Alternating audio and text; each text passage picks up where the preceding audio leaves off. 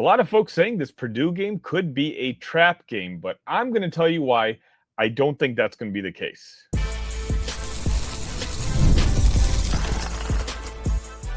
You are Locked On Illini, your daily podcast on the Illinois Fighting Illini. Part of the Locked On Podcast Network, your team every day. Welcome one, welcome all to another edition of Locked On Illini. Thank you all so much for making us your first listen each and every day. Today's episode is brought to you by FanDuel. Right now, new customers can bet just $5, and if your bet wins, you'll get $300 in bonus bets to use across the app. Download the app today. My name is Sonny Verma, your host here at Locked On Illini, where I produce content for you every single day.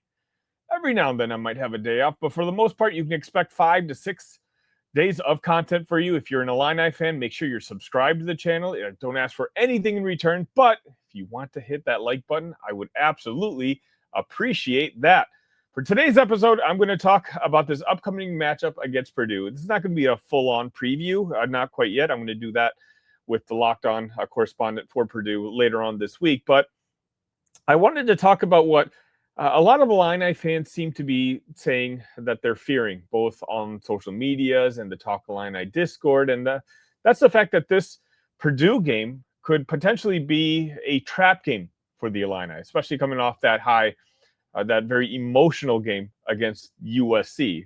A lot of folks are saying Purdue's a trap game. Ohio State is next. Just try to keep everyone healthy. Just get through it. And I'll be honest, I couldn't disagree more.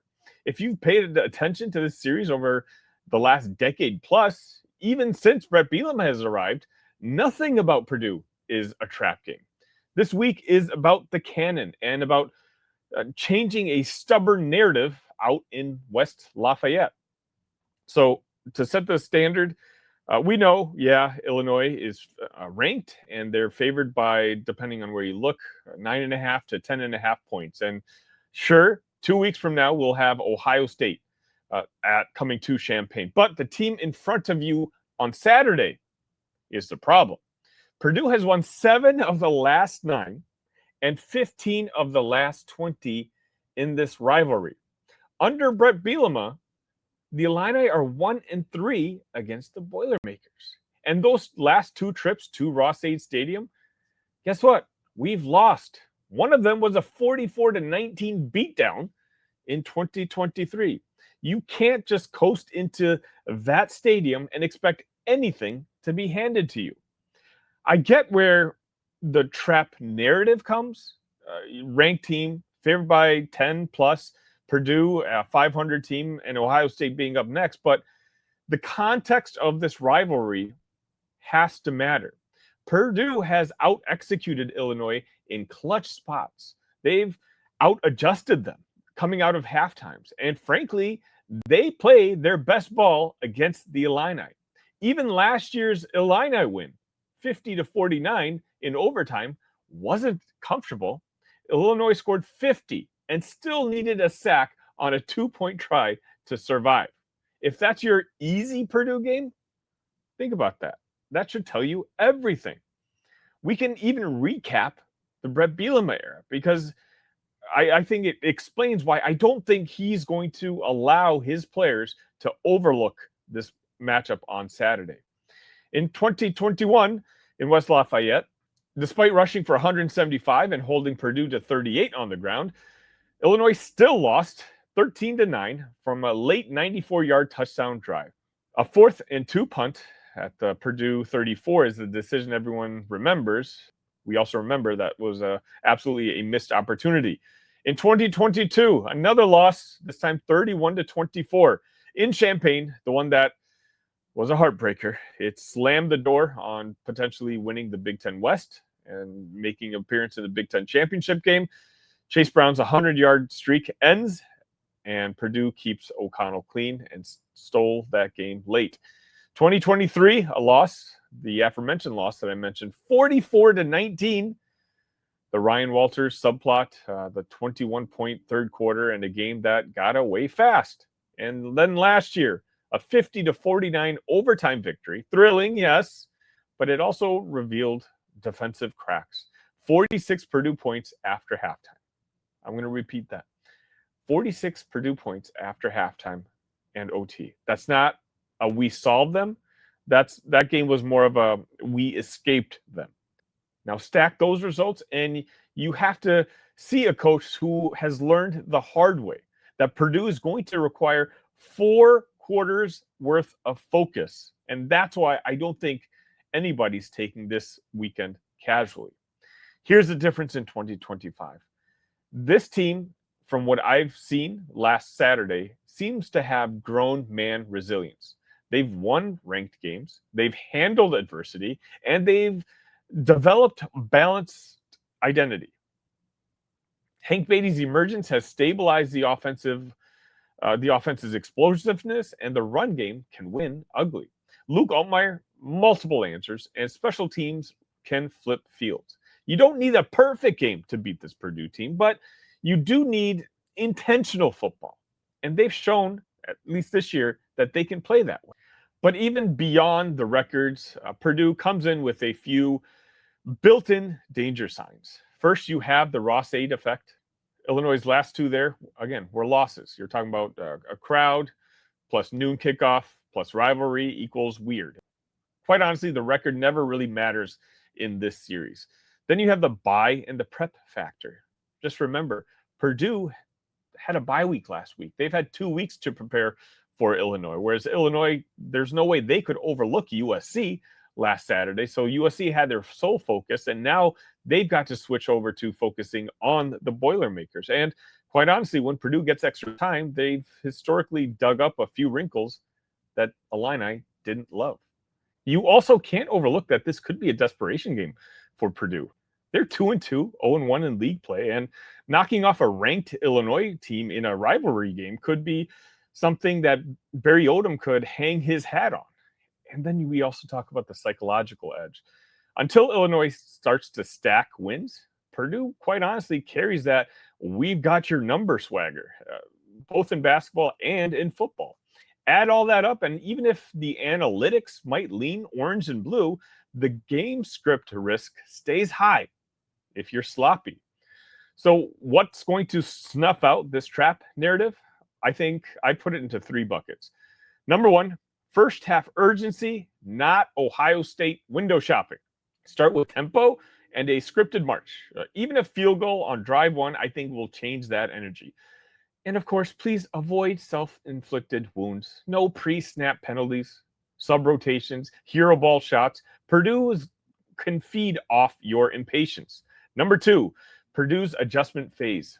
Please win the third quarter. The last 2 seasons, Purdue's post-halftime adjustments have hurt Illinois. Put your own wrinkle in the bag. A shot concept you've window dressed all month long, a boundary RPO you've held, maybe a field special. Just make sure you get a third quarter stop and pair it with points. One clean 8-minute segment can tilt this thing. And finally, situational mastery. Own the 4s. 4th down. Decide your identity before kickoff. No waffling between we trust our offensive line or we're punting from the 34. In the red zone, you beat Purdue with 6s, not 3s. Design 2 or 3 high percentage red zone throws, leak, pop, mesh, sit, to keep you out of low percentage fades. And also just finish the halves clean and end the game with the ball if possible. Purdue has lived on your clock slippage. But ultimately, this is the part I trust. Bret Bielema's entire message since arriving has been about respecting the opponent and owning the moment in front of you. He's worn the scars from this series. Nothing about that man's week says trap. The staff knows Purdue film by heart. And you know what? So do the players. Most of these players played in last year's game in that thriller 50-49 victory. The players who lived that 2023 third quarter don't need a TED Talk to get locked in.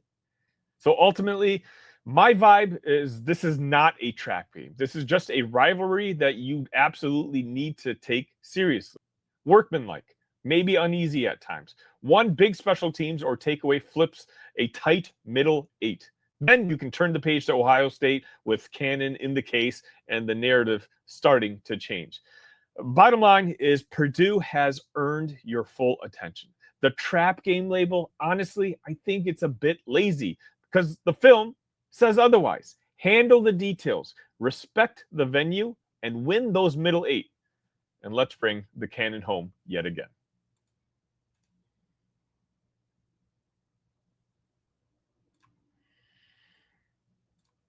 Mazda crafts cars for those who do more than simply move. From footwork to breathwork, athletes sweat all the details. Mazda brings the same intention to how we craft every model. You can make everyday drives feel like anything but, from smooth handling to intuitive controls. Like our players, we sweat every detail because when you make every move count, impossible becomes irrelevant. Mazda, move and be moved.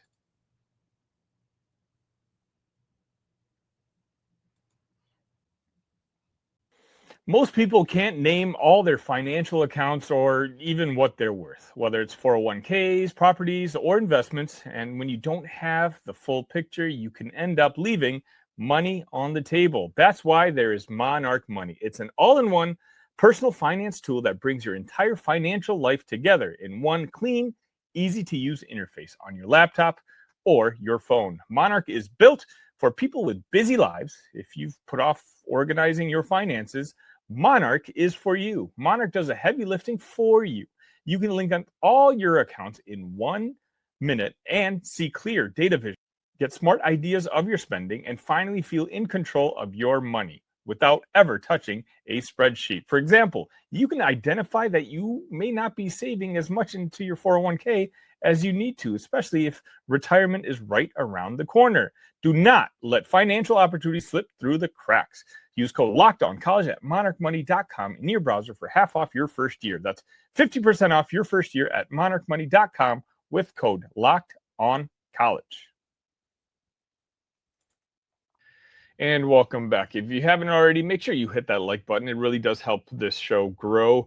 We hit over 3,500 on YouTube over the weekend. Thank you all so much for that. Why not hit 4,000 before the end of the season? So now I'm going to do the Coach Speak segment. This is a request by one of you guys. About a month ago, someone asked that they don't have time to kind of watch these press conferences both on Monday and Thursday. If I can just do a quick segment recapping this, that they can listen to this on their way to work. And so that's what I'm going to do. I always appreciate this sort of feedback. So again, if you have a request, either find me on your favorite social media. You can find me at TheSunnyV or at Talk Illini, or send me an email at talkillini@gmail.com. I always enjoy friendly discourse with the community. So on Monday, we heard from Bret Bielema, Barry Lunney Jr., and Aaron Henry. Bret Bielema set the tone right away. He said that this is not just another game. It's Purdue. It's the cannon. And Illinois knows how fragile this rivalry has been in recent years. He reminded everyone that this is opportunity number 6. And you could tell, after the way the last few years have gone against Purdue, he's not taking anything lightly. The message was clear. Enjoy USC, but it's in the rear-view mirror. Purdue is now the focus. Then they moved on to injuries.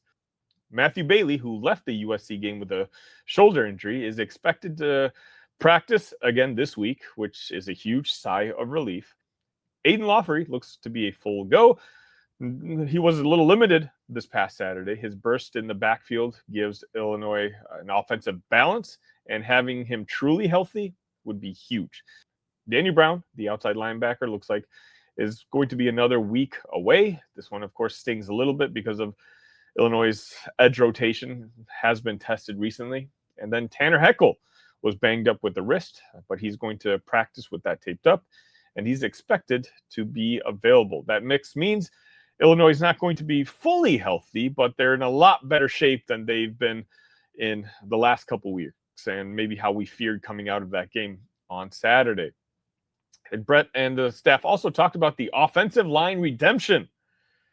Maybe the biggest story of USC was the offensive line, and both Bielema and Lunney made a good point in praising them. After the nightmare against Indiana, where the O-line was under the microscope, what did they end up doing? They came out and they owned the trenches. Illinois averaged nearly 5 yards per carry. Luke Altmaier was sacked just once, throwing for 328 yards and 2 scores. And on the final drive, 6 runs, 69 yards, setting up the game winner. Bret Bielema called it the best he's seen the 5 starters play together. He singled out J.C. Davis and Josh Geske as the team MVPs, but he also noted that all 5 guys stepped up. Lunney put it perfectly. It was scheme, grit, and attitude, the kind of offensive line effort you can build momentum from. They also mentioned new wrinkles in the screen game. One of the eye-catching plays against USC was Caden Fagan's 64-yard screen touchdown.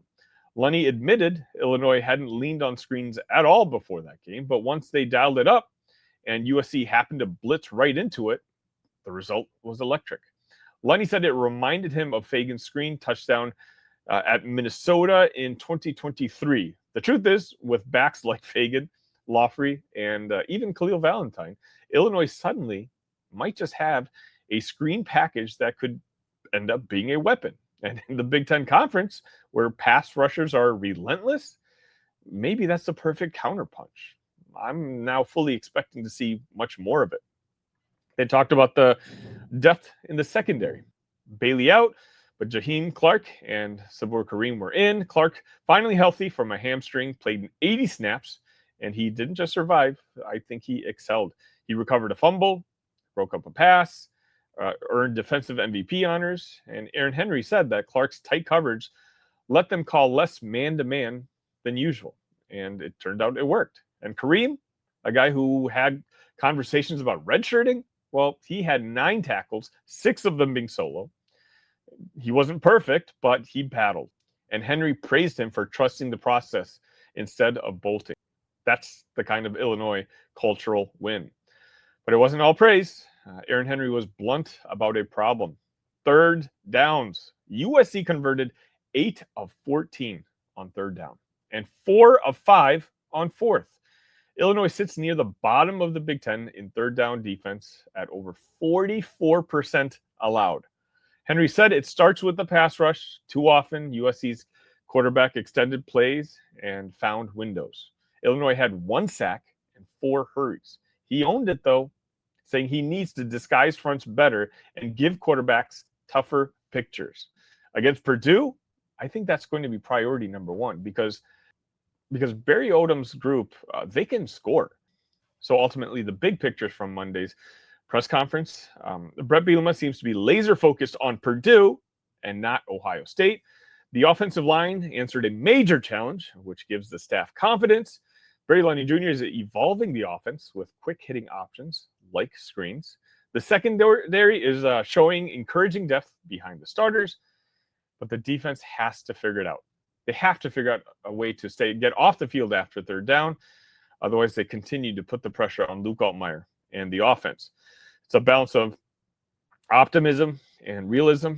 Illinois is ranked, and they're improving. But the margin of error nowadays still stays pretty thin. So that's the Monday press conference recap. Illinois is banged up, but getting healthier, finding new wrinkles on offense, discovering depth on defense, and trying to clean up 3rd downs. The Cannon game this Saturday is another statement opportunity. Again, as I said in the first segment, not a trap game, but a rivalry matchup that demands Illinois' best. Let me know what you think in the comments, and we'll get to more right after this.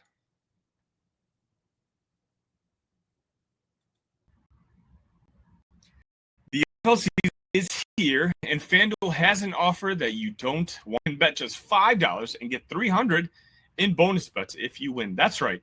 Pick a bet, put down $5, and if it hits, you'll unlock $300 in bonus bets to use across the app. I'll tell you what I love about FanDuel is sometimes I want to bet a player prop. Sometimes I want to bet a team total, maybe an over and under. Whatever I want to do, FanDuel will allow me to do it. So whether you're a casual fan or love diving into the stats, FanDuel makes the game day experience so much better. So what are you waiting for? Visit FanDuel.com to download the FanDuel app today and get started. This episode is also brought to you by Square. There are certain businesses that truly make the neighborhood feel like home, whether it's the local sports bar packed on game days, the coffee shop that knows your order by heart, or the corner deli that's been serving your community for decades. These are the places that bring people together. When neighborhood businesses thrive, the whole neighborhood thrives. Just think about it. It's the kind of place where you walk in and everyone knows your name. The staff are like family, and they've been serving your community for years. Those local spots are what make the neighborhood feel like home, and so many of them run on Square. Square is a proud partner of more than 4 million neighborhood businesses around the world. You can go to square.com/go/lockedoncollege to learn more. But before you do, go support your favorite neighborhood spot. You'll be happy you did. Square. See you in the neighborhood.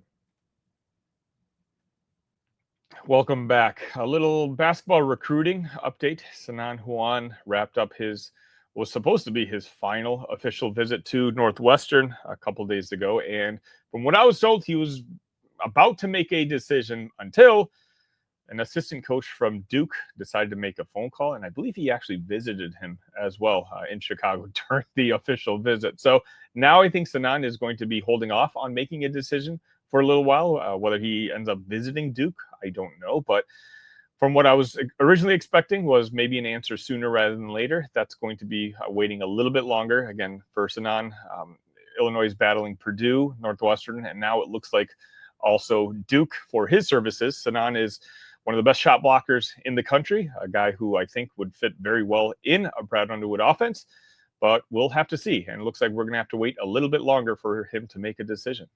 I did want to mention that I shared this in the Talk Illini Discord. After the game against USC, I decided to watch a couple post-game recaps from the Trojan side.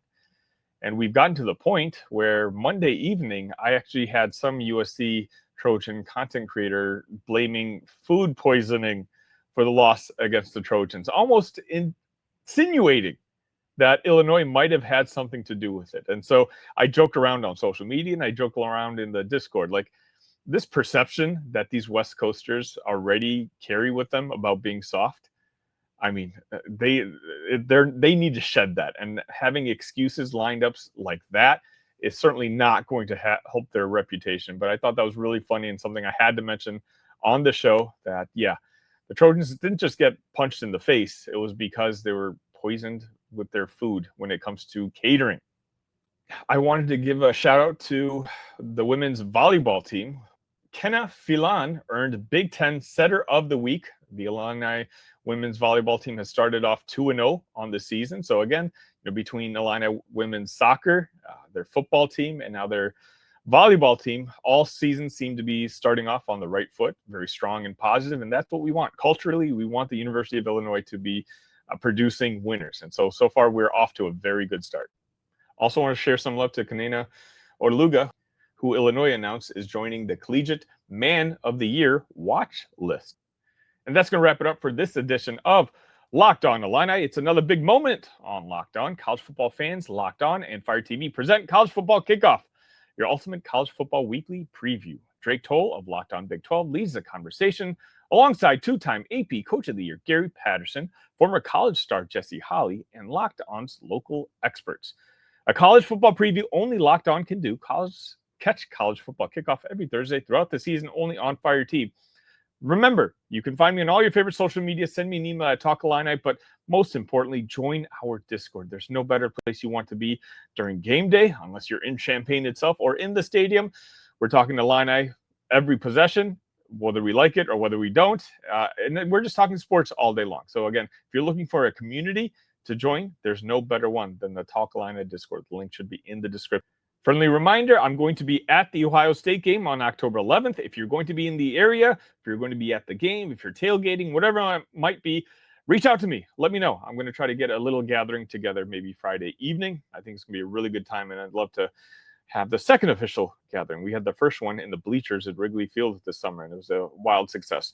Until next time, ILL. Love you guys.